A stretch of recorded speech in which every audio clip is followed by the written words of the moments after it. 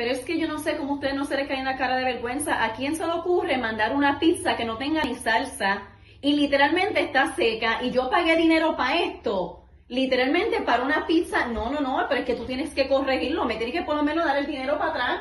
¿Qué te pasa? Pues que mira la pizza que enviaron. Ay, Literalmente, no vas a decir que se la devuelva para siempre ponerme a mí como la loca. Mira esa pizza. Literalmente, por lo menos salsa le hubieran puesto. Hombre, salsa, le pudieron haber puesto a lo mejor un poquito de salsa. Pero ni que eso, eso no es ni un breadstick, eso no es ni... Joshua. Abriste la cabrona pizza al revés. ¿En serio? Oh. ¡Ah! Tú tienes problemas, ¿viste?